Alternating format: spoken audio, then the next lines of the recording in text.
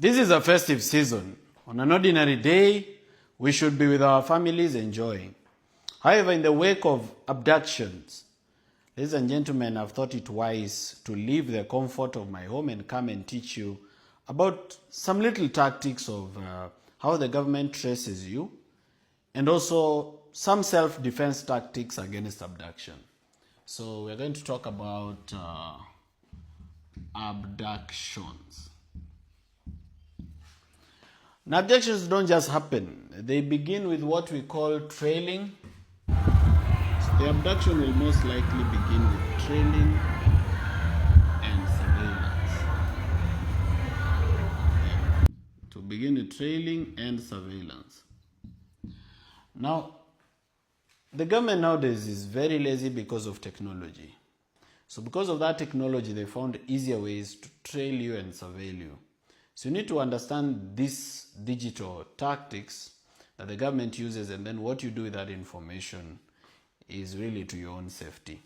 Number one, Safaricom or any line whatsoever, but most notoriously Safaricom. Now if you have a Safaricom SIM card, how a SIM card works is that it communicates to the nearest cell tower. Therefore, they are able to use a process called triangulation. They are able to use a process called triangulation to approximate the area where you are.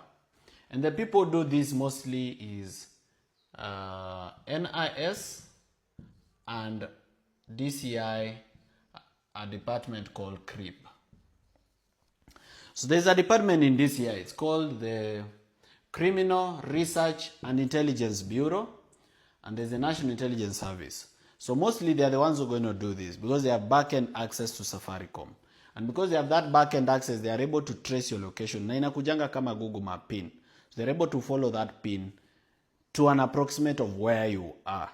So you need to know this about the Safaricom line. So if you're up to something or you know that you're being trailed, you may need to remove your line. Now there's another thing I need to tell you about your Safaricom line. There is something about your phone called an IMEI number. Now, even if you know they are trailing you and you remove this SIM card and you throw it away, but you buy another SIM card registered in your name or even in another person's name, but you still put it in the same phone, they are going to use the IMEI to get your new number. So even if the new number is going to be registered in a different, name, they're going to use your IMEI number and they're going to get your new number. You need to be careful on that one. So you may have to throw away your phone and your SIM card, or keep away your phone and your SIM card and use a different one. Some of you believe that ukiwa na katululu ama kamulika mwizi you cannot be traced. That's very false. That's not true. You can be traced with any device, including katululu. So be aware of that. Number two, all right, on the issue of tracking and tracing is KPLC. Now, so KPLC is very notorious for giving out your location.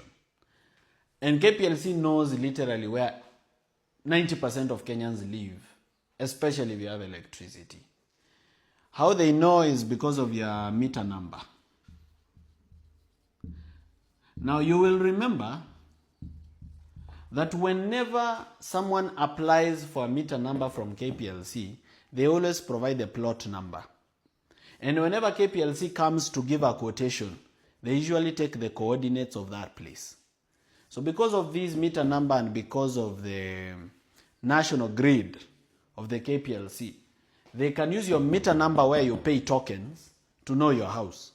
That is why sometimes you wonder, unapata wamekuja, wameenda hadi 5th floor, wameingia hadi number C1.